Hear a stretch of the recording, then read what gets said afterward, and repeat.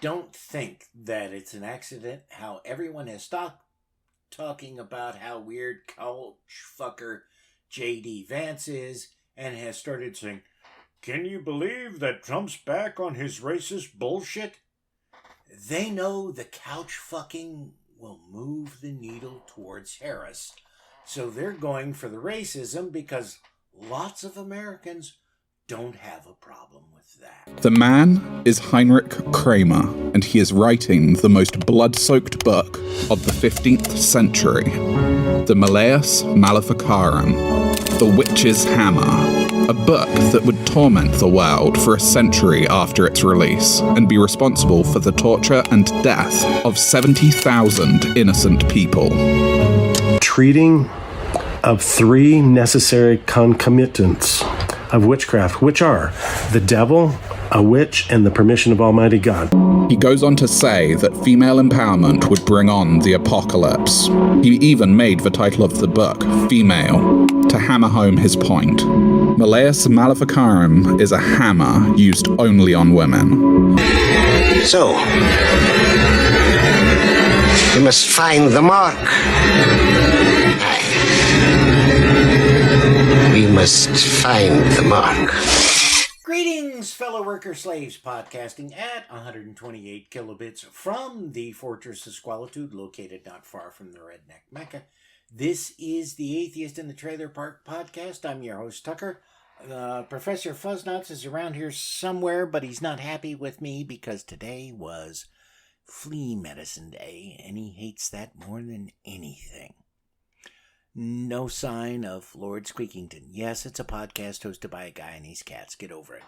And this is a Hexenhammer episode where Skullbeard and I read a selection or two from the medieval witch hunting manual, Hexenhammer. Next episode will be a news show episode. And if this is old news to you, I apologize. But I just found out that Cass Midgley, former host of Everyone's Agnostic, and for a time the caregiver of Dave Warnock, perhaps best known for his Dying Out Loud show, took his own life back in March. Cass and I were acquaintances. We first met at the Second Reason Con, which is where we discovered that not only did we both live in the same state, but we both also did podcasts that the other had never heard of. How I found out about this was because I happened to be talking to a mutual friend. This friend had tried to intervene and help Cass before he took his own life. This friend gave a pretty grim recount of their efforts, and they're still emotionally upset over what happened, which I can understand. I gave them some advice that I hope will help them deal with this. The one piece of advice that I would have liked to have given them, but I couldn't because I didn't want them to think that they had failed Cass, is that if you're in a situation where you're trying to help someone with a severe mental illness, the best thing to do is to reach out to everyone you can find who knows your friend, explain the situation to them, and try to get them involved. It may not help your friend, but it will certainly help you. I tried to do that when I was taking care of Tasha. Maybe if it hadn't been in the middle of the pandemic, I might have been able to get more help. I don't know. But I do know that just having other people around who understood the situation and could have helped out in one way or another would have made things so much easier for me. And if things are just a bit easier for you, then you're able to better help your friend. I will also point out that if we lived in a society where socialized medicine was a thing, it'd be much easier for everyone involved. So, let me just emphasize this. If you are a caregiver with somebody who's got some kind of severe health problem, maybe it's mental, maybe it's physical, doesn't matter, or you know of someone who has to take care of a person who has some kind of severe health problem, reach out. Don't, because, again, you may not help your friend, but you'll help yourself. And by doing so, that will enable you to at least help your friend better than what you are doing. And, in a worst case scenario, you'll be able to say that you did everything that you possibly could. You will not have nearly as much guilt. I have lost at least 5 friends over the years due to suicide. And one relative is included in that. And, it doesn't get easy. But if you can say, hey, look, I did these things, or, I tried, that is at least something to help you deal with the trauma of losing somebody like that. In most of the cases, I wasn't in contact or near my friends or my nephew any time before they took their own life. So there's not much that I could have done. My one friend who took his life that I was close to around the time, there is times when it doesn't bother me when we hit the anniversary of his death rolls around.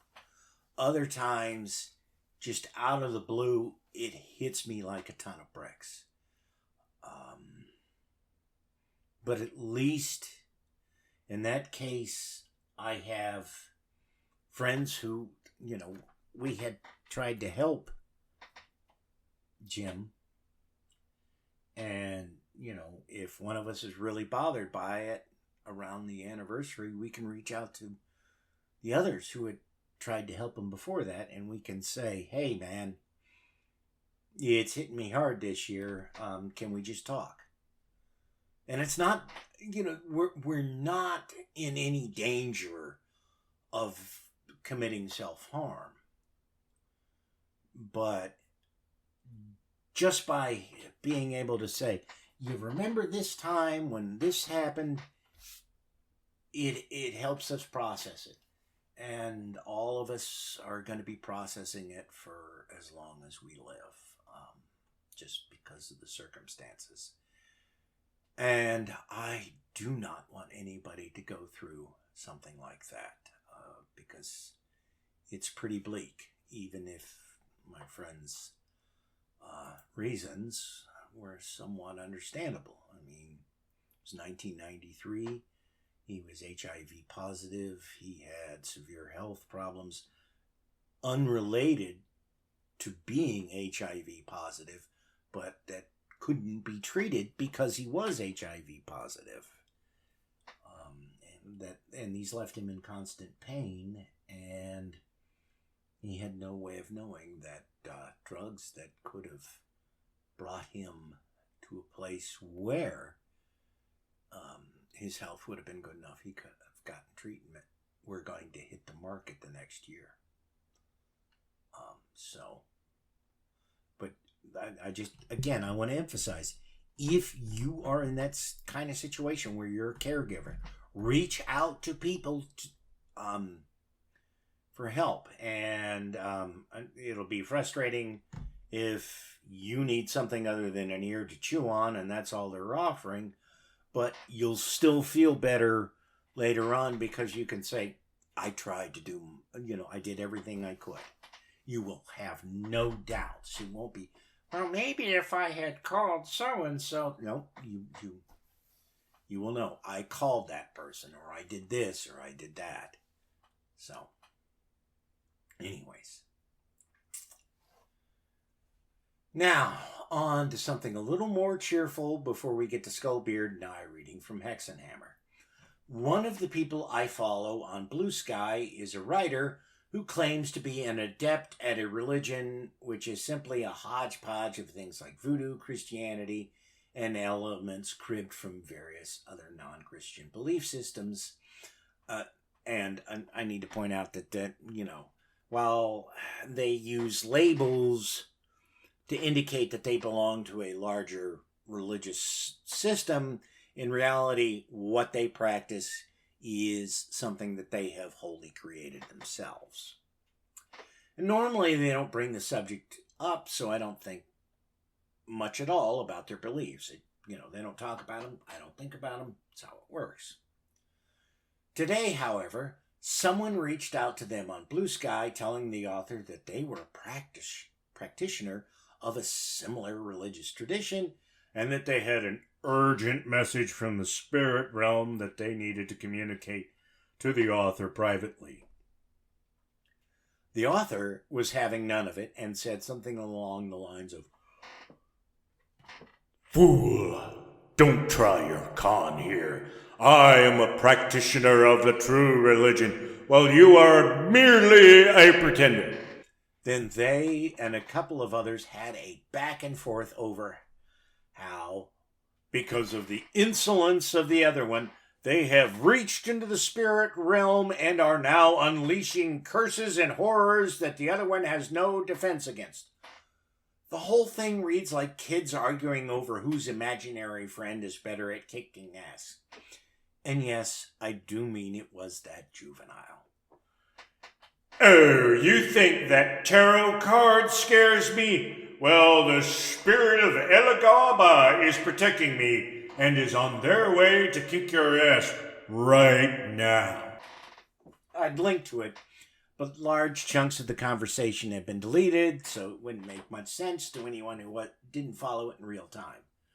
But the whole time I was reading it, all I could think of was, these are grown-ass adults posting this shit, and they cannot understand how silly it makes them look because they firmly believe this nonsense. Okay. That's enough of that nonsense, and now let's get on to the nonsense of Hexenhammer. And this segment is like the previous segment in that it is getting better than what has come before. Not quite as uproarious as a nest of dicks, but still really good. Ubertinus also, in his fourth book, uses these words: "A bewitchment can be removed either by prayer or by the same art by which it was inflicted." And I looked up Ubertinus. Uh-huh. And the guy's actual name was Ubertino Prosculo. Uh-huh. And he was, Wikipedia calls him a humanitarian, but no. Or a humanist, I'm sorry. But no, he was not. He was a teacher. He was a teacher and a poet. Okay. And he taught Latin, Greek, and some other languages. He probably spoke Arabic or something because he was in Constantinople when it got sacked. Oh, lovely. But his fourth work is Simonidos. Never heard of him. Which, it was composed in honor of the death of 2-year-old Simon of Trent. And it's an epic poem, basically. And Simon of Trent, because, is described in this poem. Again, a 2-year-old. Uh-huh. As a saint who's performed miracles, etc., etc. And it helped inspire pogroms against Jews in the area. Of course it did. Didn't everything? Yeah. So Yeah. Obviously, this guy, the guys who wrote Hexenhammer, have a real problem distinguishing fact from fiction. And you can't see this, but Skullbeard was taking a bite when I said that. And he damn near is choking on his candy bar. It's a fruit bar, actually, but yeah.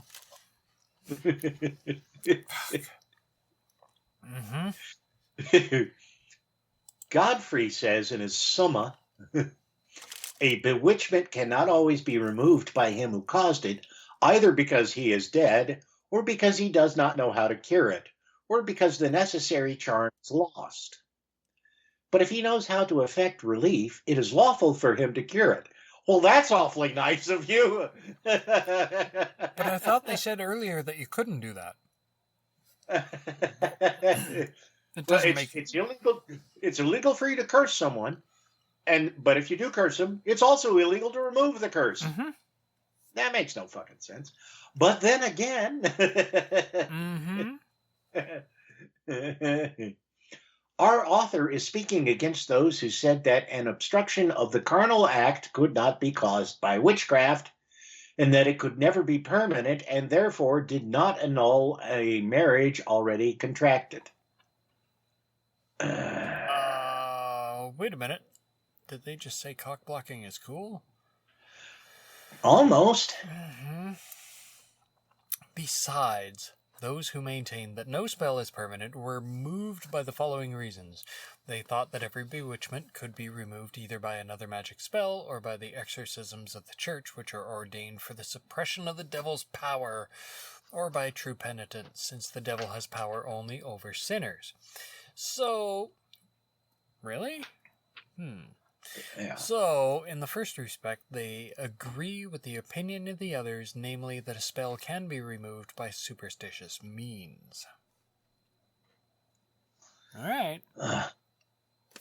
If you say so. Yeah, I know, right? But St. Thomas is of the contrary opinion when he says, if a spell cannot be revoked except by some unlawful means, such as the devil's help or anything of that sort, even if it is known that it can be revoked in that way, it is nevertheless to be considered permanent, for the remedy is not lawful. I don't know what's up with these guys. Yeah, it's like it's like feeding questions into ChatGPT. You know, ask the same question a dozen times, you get a dozen different answers.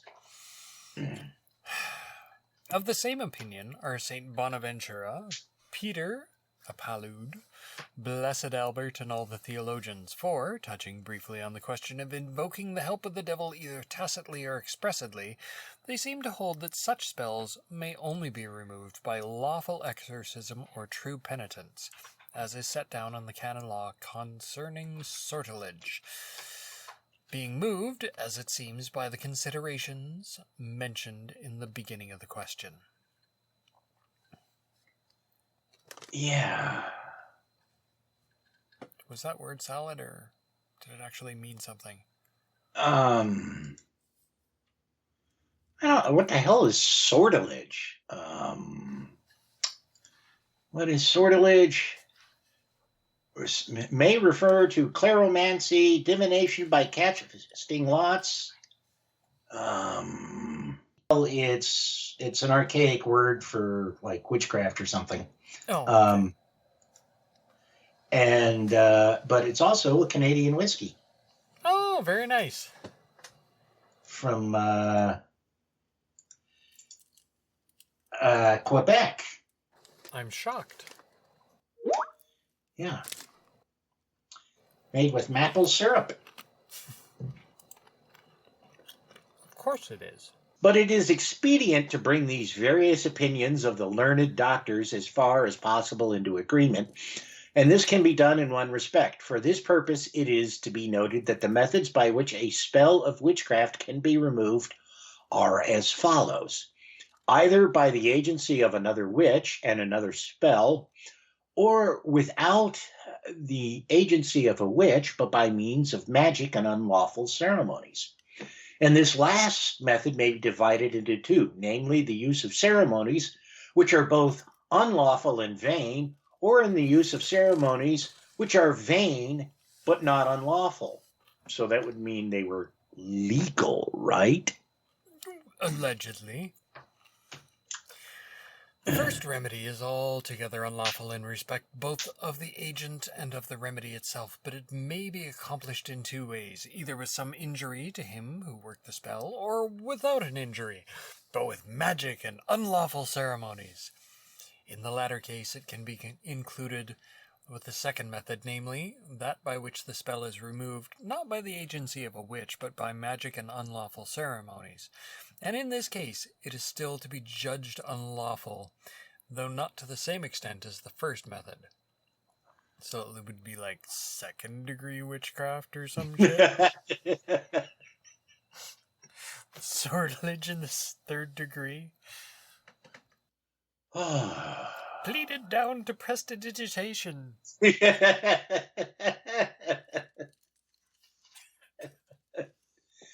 It's a mild conjuring charge is all.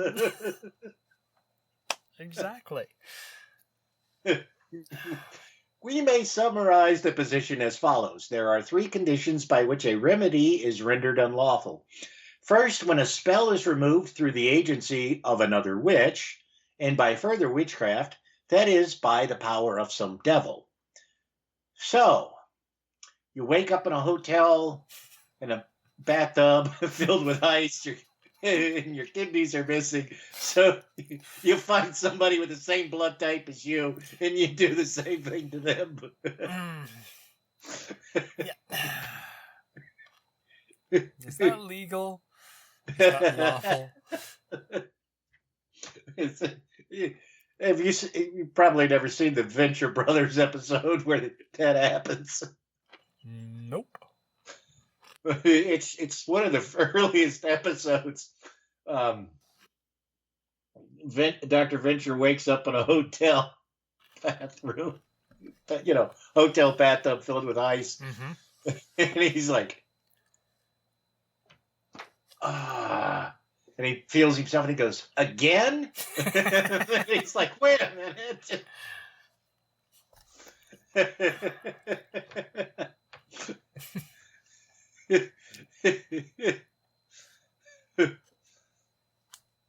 Secondly,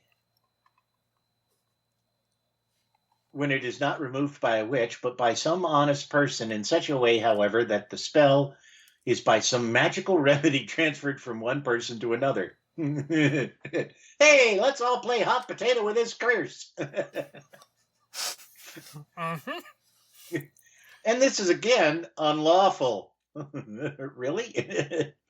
Thirdly, when the spell is removed without imposing it on another person, but some open or tacit invocation of devils is used, and then again it is unlawful. Obviously. Yeah.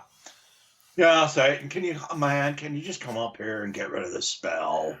It's really harshing everybody's buzz. It's not having the effect that you wanted, man. Yep. And it is with reference to these methods that the theologians say that it is better to die than to consent to them. But there are two other methods by which, according to the canonists, it is lawful, or not idle in vain, to remove a spell, and that such methods may be used when all the remedies of the Church, such as exorcisms and the prayers of the saints and true penitents, have been tried and have failed. But for a clearer understanding of these remedies, we will recount some examples known to our experience. Oh, sweet. This is one of them stupidly long ones, and it's all yours. But I'm like, all right. So it's like, here, this miracle thing, it'll work perfectly. It didn't. Oh, that's okay. We got a backup miracle thing. That'll work perfectly. It didn't. Oh, okay, that's fine. We got a third one. This will definitely do. Wouldn't be surprised if there was a laying on of hands and shit. Yep. In the time of Pope Nicholas, there had to come to Rome on some business a certain bishop from Germany, whom it is charitable not to name, although he had now paid the debt of all nature. In other words, he's dead. Mm-hmm. There he fell in love with a girl and sent her to his diocese in charge of 2 servants and certain other of his possessions, including some rich jewels, which were indeed very valuable, and began to think in her heart that if only the bishop were to die through some witchcraft, she would be able to take possession of the rings, dependents, and castanets.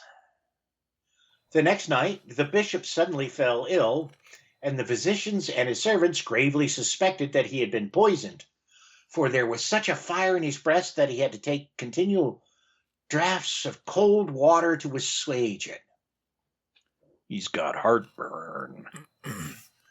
Fun fact. Back in the day, a lot of people used to die of heartburn because they didn't know what a heart attack was. On the 3rd day, when there seemed no hope of his life, an old woman came and begged that she might see him. So they let her in, and she promised the bishop that she could heal him if he would agree to her proposals. When the bishop asked what it was to which he had to agree in order to regain his health, as he so greatly desired, the old woman answered, "Your illness has been caused by a spell of witchcraft, and you can only be healed by another spell, which will transfer the illness from you to the witch who caused it, so that she will die." The bishop was astounded, and seeing that he could be healed in no other way, guys, you'd think he could call God. I know, right? I've tried nothing, and nothing worked. I mean, if the bishop doesn't have the hotline to Big G, who does? And not wishing to come to a rash decision, decided to ask the advice of the Pope. Yeah, calling in the big guns. Yeah. Yeah. Again, this is the guy who not only has God on speed dial, but he's got the hotline phone. Mm-hmm. Now the Holy Father loved him very dearly. Bow, chicka, wow, wow. And when he learned that he could only be healed by the death of the witch, he agreed to permit the lesser of 2 evils and signed this permission with his seal. So the old woman was again approached and told that both he and the Pope had agreed to the death of the witch on condition that he was restored to his former health, and the old woman went away, promising him that he would be healed the following night. And behold, when about the middle of the night he felt himself cured and free from all illness, he sent a messenger to learn what had happened to the girl, and he came back and reported that she had suddenly been taken ill in the middle of the night while sleeping by her mother's side. That was the girl that he fell in love with? Apparently so. Oh, okay. She's a witch! Yeah, it's small. Okay, so it's okay for the other person to die if the bishop lives. Yeah. And it's doubly okay if it's a woman. Okay, cool. Yeah. Cool. It is to be understood that at the very same hour and moment the illness left the bishop and afflicted the girl witch through the agency of the old witch, and so the evil spirit, by ceasing to plague the bishop, appeared to restore him to health by chance, whereas it was not he but God who permitted him to afflict him. And it was God who, properly speaking, restored him, and the devil, by reason of his compact with the second witch, who envied the fortune of the girl, has to afflict the bishop's mistress. And it must be thought that those 2 evil spells are not worked by one devil serving 2 persons, but by 2 devils serving 2 separate witches. For the devils do not work against themselves, but work as much as possible in the agreement for the perdition of souls. Ooh. Is that a good footnote? I don't know. I didn't look at it. I should have. Oh, against themselves. St. Matthew 12:26. I see Satana Satanum, he sit dursus diusus est quomodo ergo regnum est. I don't know Latin. I don't know why I tried to read that. Finally, the bishop went out of compassion to visit the girl, but when he entered the room, she received him with horrible excretions, crying out, "May you and she who wrought your cure be damned forever!" And the bishop tried to soften her mind to penitence and told her that he forgave her all her wrongs, but she turned her face away and said, "I have no hope of pardon, but commend my soul to all the devils in hell," and died miserably. But the bishop returned home with joy and thankfulness. She's dead. I don't care. She's dead. Yeah. She's dead. I got to keep all my stuff. She's dead. Here it is to be noted that a privilege granted to one does not construe a precedent for all, and the dispensation of the Pope in this case does not argue that it is lawful in all cases. Well, just when it's your fucking bishop, right? Yeah, yeah. All animals are equal, but some are more equal than others. Exactly. Niter, in his Formicarius, refers to the same master, for he says, "The following method is sometimes employed for removing or taking vengeance for a spell of witchcraft. Someone who has been bewitched either in himself or in his possessions comes to a witch desiring to know how, I guess it's supposed to be who, has injured him. Then the witch pours molten lead into water until by the work of the devil some image is formed by the solidified lead." That sounds real fucking dangerous. Like steam explosion. Yep.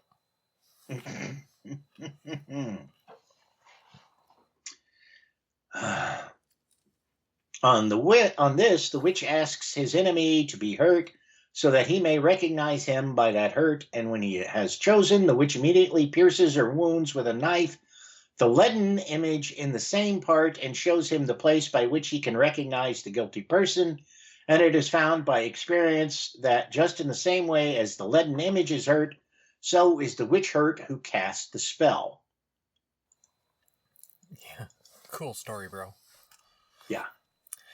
But of this sort of remedy, I say, and of others like it, that generally they are unlawful, although human weakness, in the hope of obtaining pardon from God, is very often ensnared in such practices, being more careful for the health of the body than for that of the soul. I hate to break it to you, Cupcake, but I know I got a body. I can prove I got a body. Yeah. And I just dropped into the chat a link to an article about this Japanese company that makes seals. Uh-huh. You know, since they don't use signatures in Japan, they use stamps. Seal that you stamp. Mm-hmm. It's made using a wire EDM. Oh, cool, dude. I've made aerospace components, critical aerospace components, that didn't require the kind of tolerances that thing does. Oh, okay. It's they're $1,100 a pop, and it's like, man, if I had a spare $1,100, I would have one just to have one because they are so neat looking. Mm-hmm. There's a 14-minute video that shows the process of making them. It's really cool. The second kind of cure, which is wrought by witches who remove a spell, again requires an expressed pact with the devil, but is not accompanied by any injury to another person. And in what light such witches should be considered and how they are to be recognized will be shown later in the 15th method of sentencing witches, for they are always found at intervals of 1 or 2 German miles. And these seem to be able to cure any who have been bewitched by another witch in their own district. Some of them claim to be able to effect such cures at all times. Some that they can only cure those bewitched in the neighboring seigneury. Others that they can only perform their cures with the consent of the witch who cast the original spells. Wow, so witches have territories. Mm-hmm. Like salespeople or the mafia.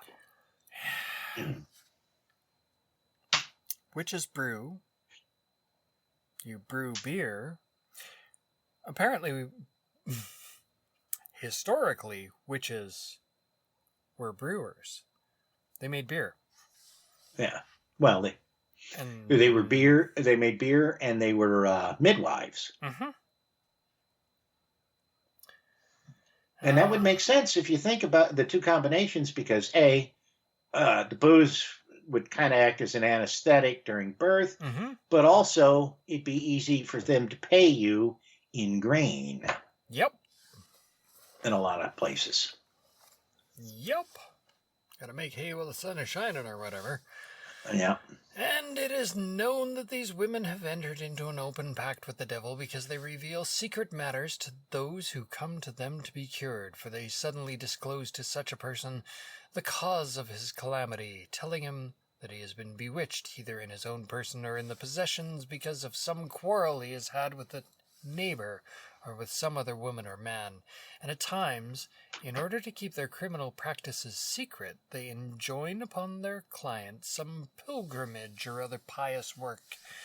But to approach such women in order to be cured is all the more pernicious because they seem to bring greater contempt upon the faith than others who effect their cures by means of a merely tacit compact with the devil.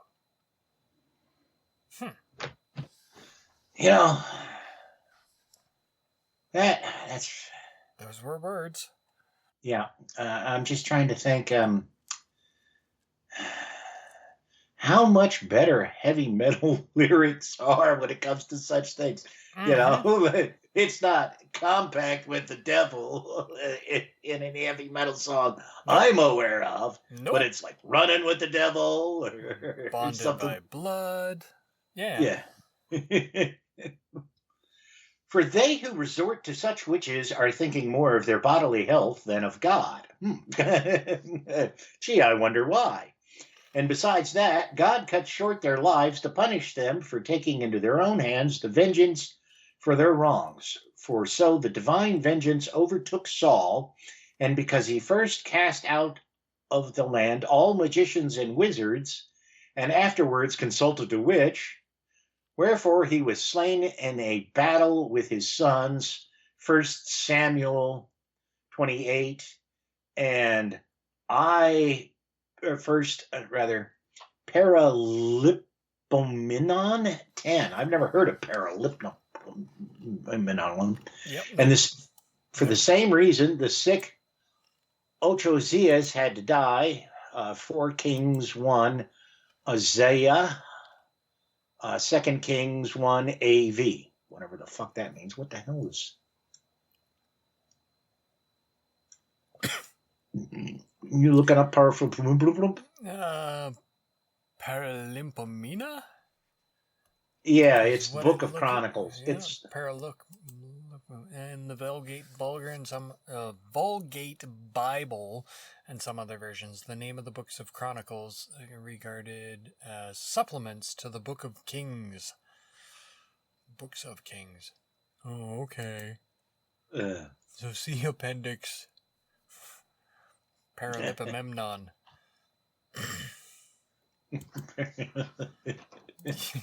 Paralipomemnon. What a show! Also, the Who... What? This is poorly worded. Also, the Who consult such witches are regarded as defamed. Also, the Who consult such witches. Who are you? Yeah, okay. Also, the Who... I'll bet you it's they who consult with witches are regarded as defamed and cannot be allowed to bring an accusation, as will be shown in the third part. And they are by law to be sentenced to capital punishment, as was said in the first question of this work. Off with his head. Yeah. Or her head, or whatever. Yeah. But alas, O Lord God, who art just in all thy judgments, who shall deliver the poor who are bewitched and cry out in their ceaseless pains? For our sins are so great, and the enemy is so strong, and where are they who can undo the works of the devil by lawful exorcisms? This one remedy appears to be left, that judges should, by various penalties, keep such wickedness as far as possible in check by punishing the witches who are the cause of it, so that they may deprive the sick of the opportunity of consulting witches. But alas, no one understands this in his heart, but they all seek for their own gain instead of that of Jesus Christ.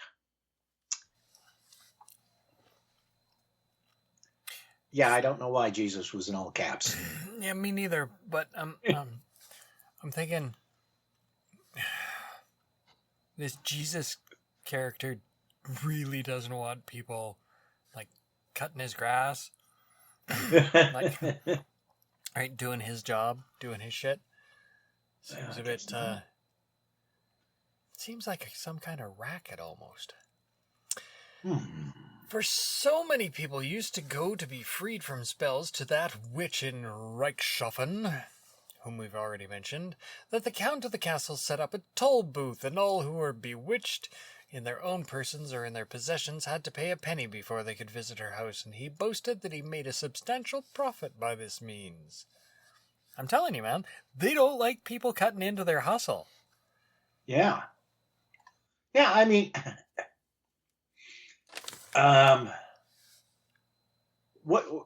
why would the church allow such a thing like this? You know, because the Count is sitting there and he's got a toll road going to the house, and it's like, well, no, wait a minute, motherfucker. You're enabling a witch, and if we kill the witch, then all her magic spells are broken. So let's just kill the witch. No, because I bet you he was giving the church a cut too. I'll bet you he was. So, yeah, they seem a little corrupt. Just a wee bit, assuming any of this is true, which it may very well not be. I have my doubts. Yeah. We know from experience that there are many such witches in the Diocese of Constance, that this diocese is more infected than others, since this form of infidelity is general in all dioceses. Great, so the whole church is corrupt. Why follow it? Infected girls do it better. You heard about that app that was telling people, oh yeah, send us a picture of your boyfriend's junk and we'll tell you if he's got an STI. Uh-huh. No, I hadn't heard about that. It's like, that's not how AI systems work. There's, if it can be detected by a photograph, you can see the problem. Yeah.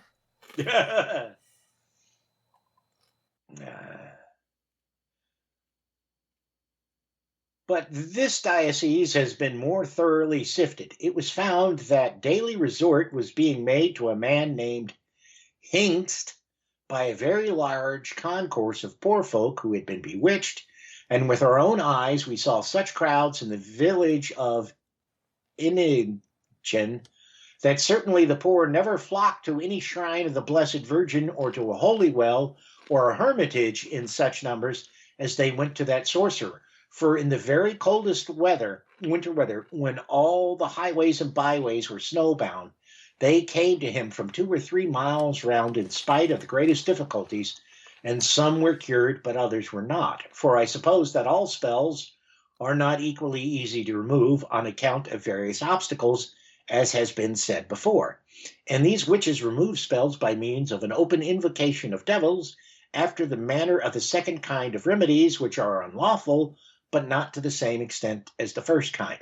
Now, let's put an alternative hypothesis here. This guy was an herbalist. And so he was giving people plants that were potentially medicinal that might help them with their illness. Whereas if you went to the church, all they do is pray, splash some holy water, and wave incense around. Uh-huh. Holy water that's contaminated with feces, I might add. Yeah. No, especially in that era. I was going to say dude sounded like a drug dealer because people are coming from miles around when it's like snowbound and shit. But yeah. Yeah. Okay, your hypothesis is plausible. The third kind of remedy is that which is wrought by means of certain superstitious ceremonies, but without any injury to anyone, and not by an overt witch. An example of this method is as follows. Dun, dun, dun.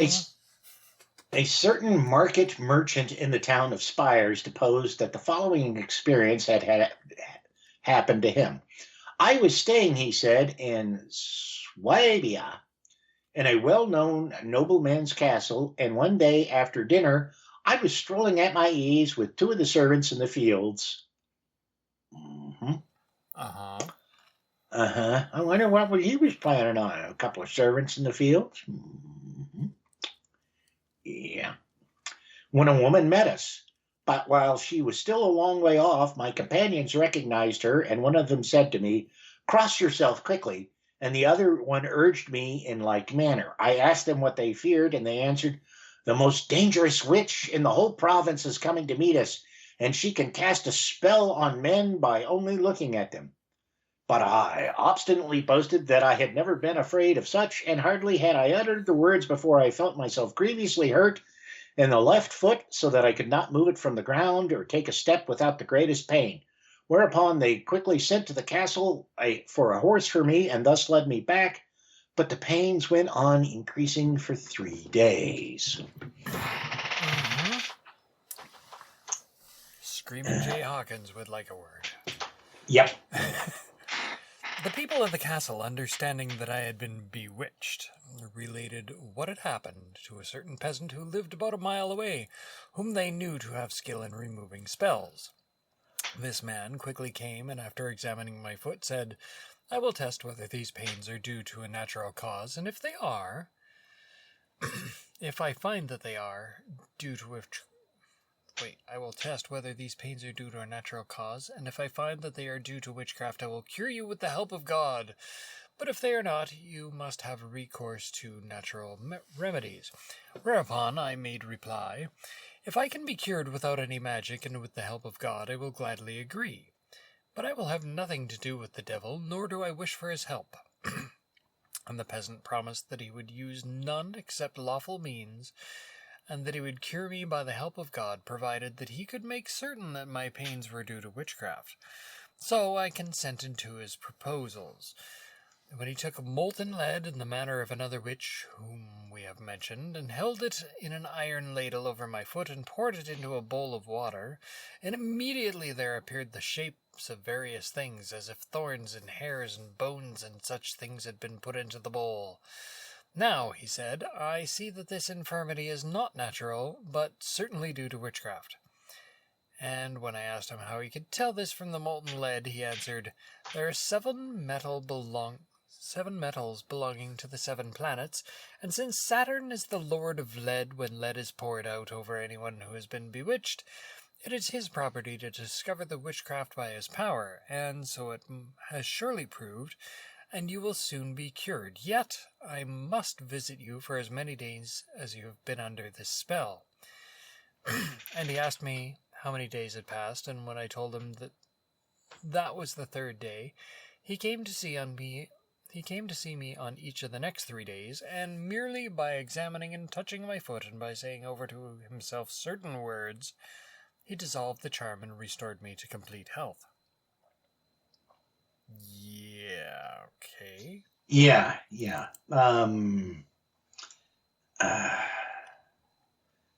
Saturn's symbol is not one that I recognize as being the symbol for lead. I'm not surprised. It's a trident, isn't Yeah. it? Huh? It's a trident, isn't it? No, Saturn's symbol is a I'm cross. thinking Neptune. Yeah. And I'm looking at the Wikipedia. I don't remember reading anything in mythology or, all the other stuff that a Saturn was associated with lead. I mean, it might actually be, but I just don't remember any of that. Of course, it's been a long time since I read anything that would have discussed about that. And I don't have I don't know, man. It sounds like bullshit to me. Oh, no, apparently in alchemy, lead was associated with Saturn. Because Saturn was the primal material, or base matter. Saturn, lead, or to the alchemist of old, had qualities of putrefaction, decay, limitation, protection, and self-control. Okay. Yeah, I know. Which one of these things is not like the other? The other,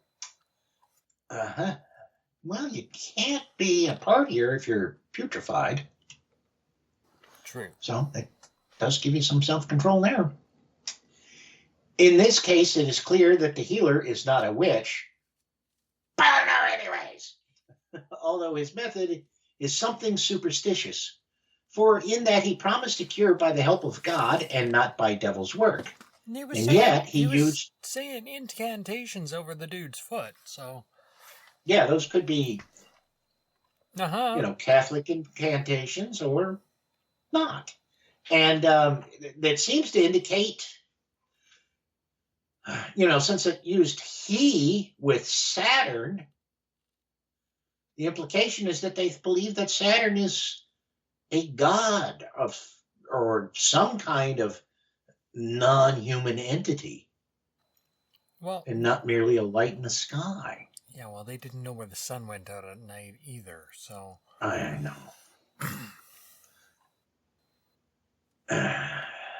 For in that he promised to cure by the help of God and not by devil's work, and that he alleged the influence of Saturn over lead, he was irreproachable and rather to be commended. But there remains some small doubt as to the power by which the witch's spell was removed and the figures caused in the lead. Well, no, it's a shock cooling because, once you drop lead below its melting point,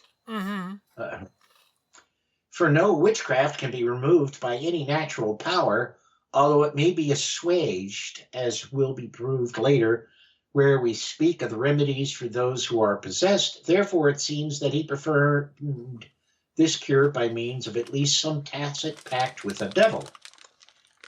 And we call such a pact tacit when the petitioner agrees tacitly, at any rate, to employ the devil's aid.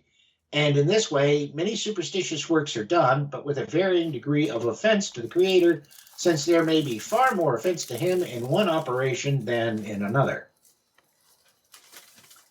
He's judgy. Yeah. God's a weirdo. Yeah. It's all the fucking weirdo discourse. I mean, you got your couch fuckers over here, you got your... I don't even want to talk about the fucking TFG.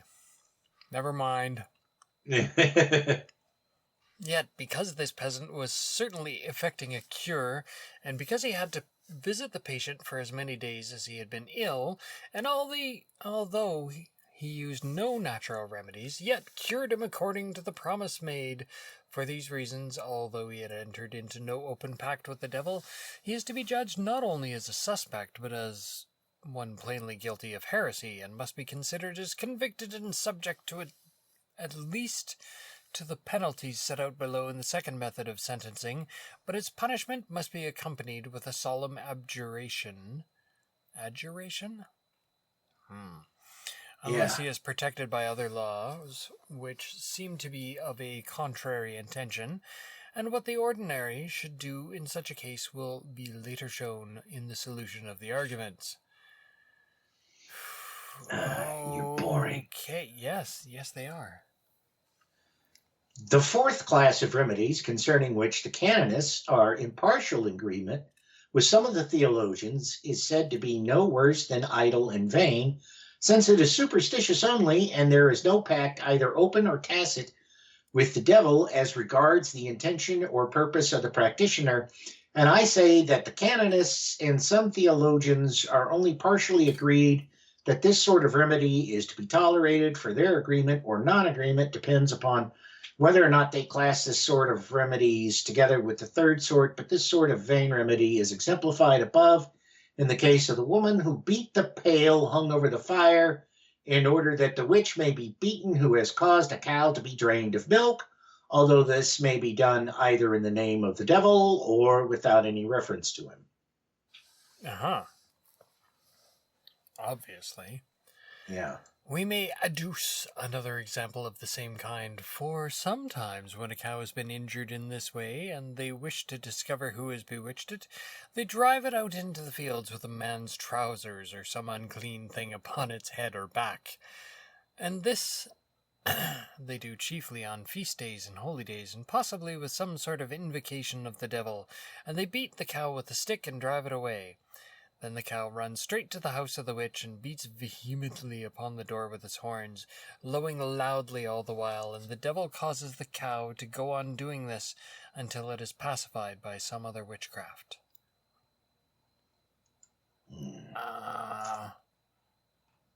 So it's cool to abuse animals? Yeah, because remember, according to them and the Amish, animals don't have souls. Of course not. And so you can treat them any way you want. Those lower beings. Yeah, that's why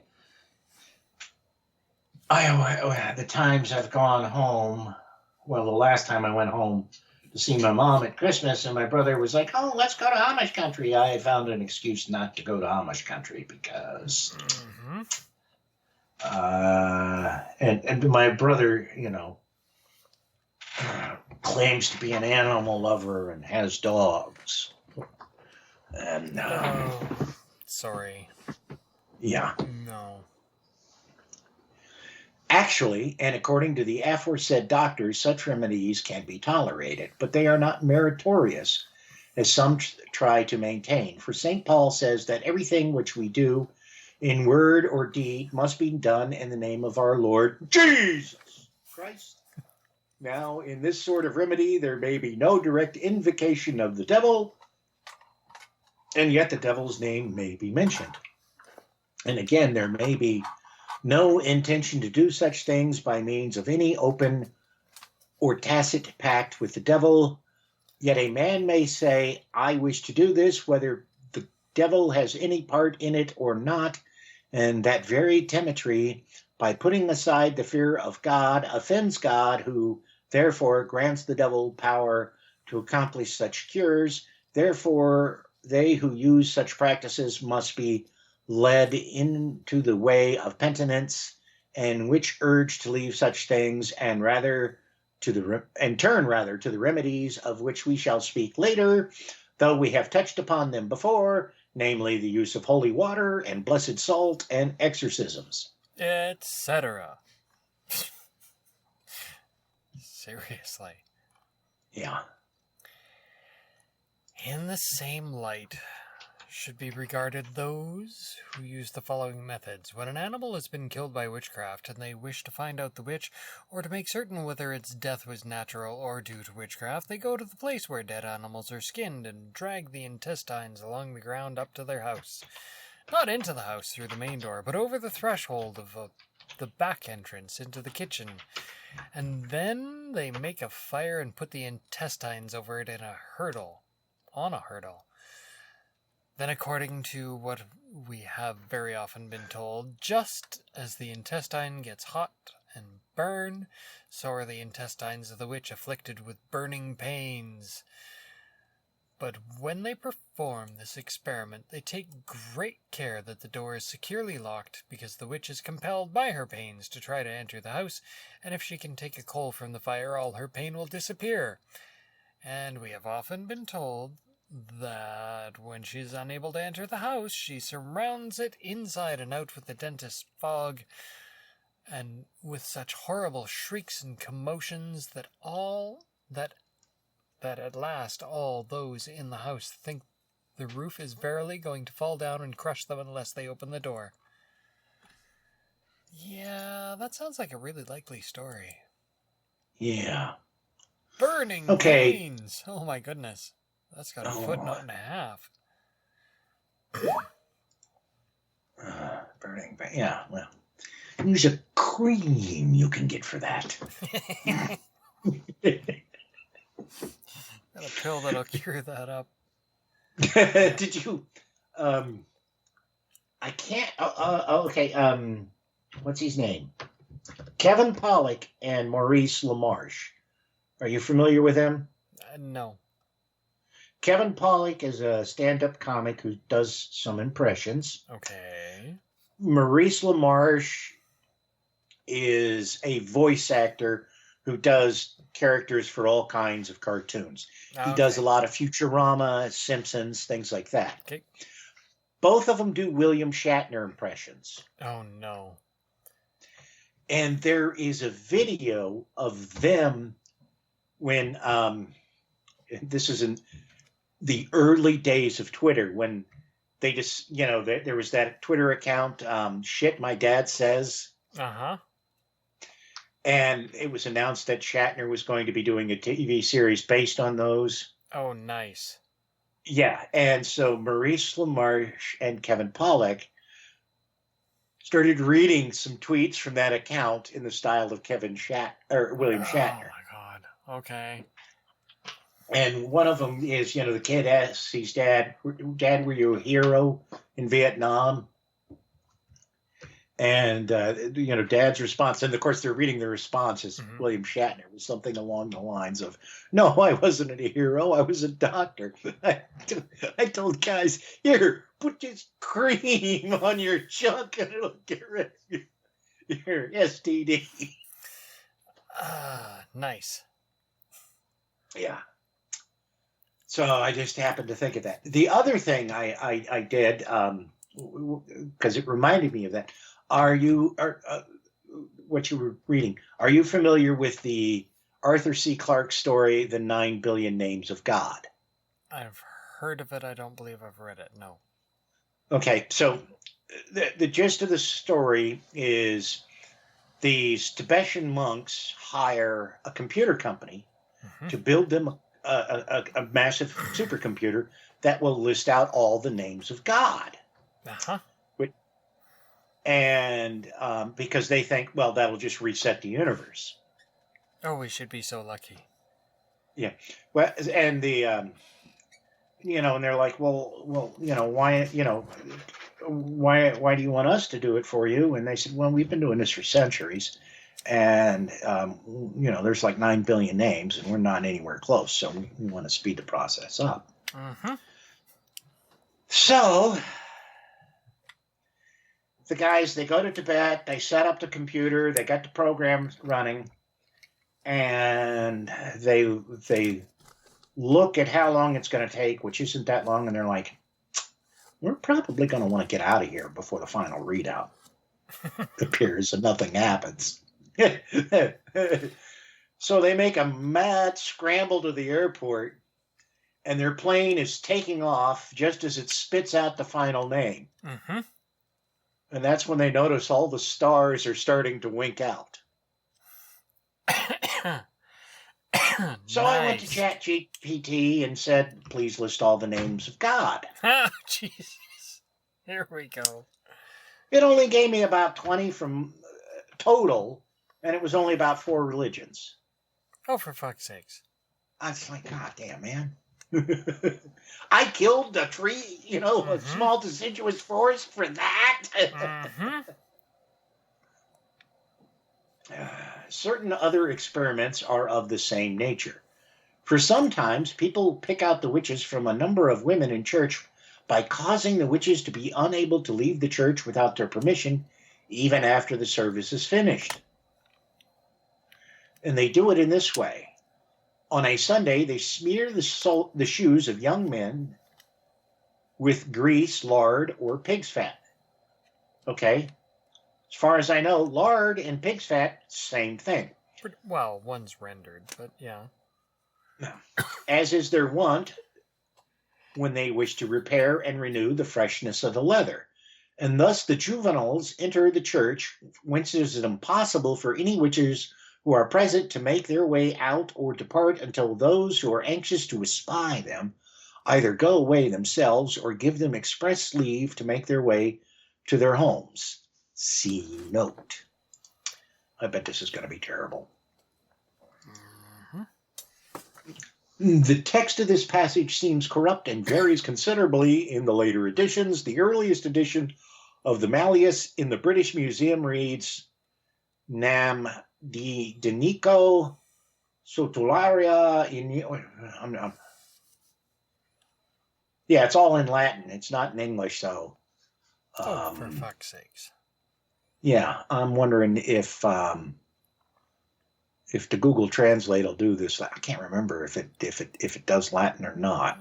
I know, like, I know one time something I tried to do didn't work with Latin. Well, sometimes because it's bullshit, but whatever. For on the day of the feast day, the youth Sotularia, or the fatness of the bridegroom, is to be pierced by the death of the restored. Well, that doesn't match anything that I fucking read. No. The usual reading is, and now we will translate this.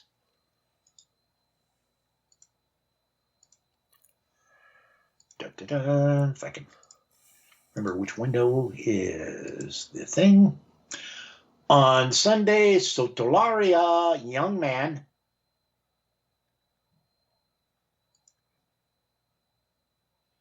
Venice, the Venice Fix 1576 introduces the fresh error,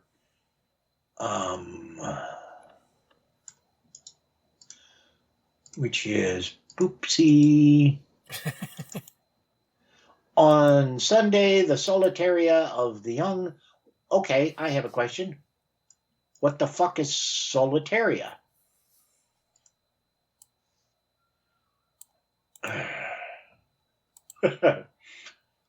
Wow, it's an educational application. It's an app.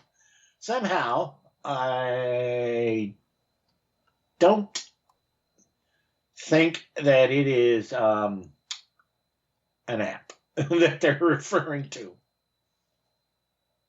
Huh. But yeah, there's a whole lot of nothing of value in what. There's one last thing, and that they say, well, this is probably the correct one. So we'll see what this is. Boop, boop, boop. On Sunday, Sotularia joins the youth. Okay, I have no idea what the fuck Sotularia is, but yeah, whatever, man. Yeah, I have no idea. It's a rabbit hole. It is the same with certain words which are not expedient to mention, lest anyone should be seduced by the devil to use them. For judges and magistrates should not attach too much weight to the evidence of those who pretend to discover witches by this means, for fear lest the devil, that wily enemy, should induce them under the pretext to defame innocent women. Therefore, such persons must be enjoined to seek the remedy of penitence. However, practices of this kind are on occasion to be tolerated and allowed. Gonna have exceptions to your rules. Yeah. Sure, buddy. Mm-hmm. Oh, and that skeet I put in the chat, it only has one of the pictures, but it's pretty cool what the eye wear that the women at the Olympics are using in the shooting competition. Yeah, I saw that. In this way, we have answered the arguments that no spell of witchcraft must be removed. For the first two remedies are altogether unlawful. The third remedy is to be tolerated by the law, but needs very careful examination on the part of the ecclesiastical judge. And what the civil law tolerates is shown in the chapter on witches, where it is said that those who have skill to prevent men's labors from being vitiated by tempests and hailstorms are worthy not of punishment but of reward. St. Antonius, also in his Summa, points out this discrepancy between the canon law and civil law. Therefore, it seems that the civil law concedes the legality of such practices for the preservation of crops and cattle, and that in any event certain men who use such arts are not only to be tolerated but even rewarded. Wherefore the ecclesiastical judge must take particular note whether the methods used in counteraction of hailstorms and tempests are within the spirit of the law, or whether they are in any way superstitious, and then, if no scandal to the faith is involved, they can be tolerated, but actually this does not belong to the third method, but to the fourth, and also to the fifth. And the counting of shall be of 3. Of which we shall speak later in the following chapters, where we deal with the ecclesiastical and lawful remedies, which are sometimes included certain superstitious practices belonging to the fourth method. I forget which method is which. Yeah. I don't know. That's it for this episode of the Atheist in the Trailer Park podcast. You can subscribe to the show on iTunes. It's also on Stitcher, and most of the episodes are on YouTube. Follow the show on Twitter at tparkatheist, and it's on Facebook at facebook.com/trailerparkatheist. You can email me at trailerparkatheist@gmail.com. Show notes can be found at tparkatheist.blogspot.com. If you happen to like the podcast, please rate it on iTunes. If you'd like to donate to support the podcast, there's a donate button on the show notes page. You can also support the show on Patreon at patreon.com/TNTucker. The podcast, there's a donate button on the show notes page. You can support it via Patreon at patreon.com/TNTucker. Thanks for listening. Say goodnight, Fuzz-Nuts. All I know is this violates every canon of respectable broadcasting. Damned cat.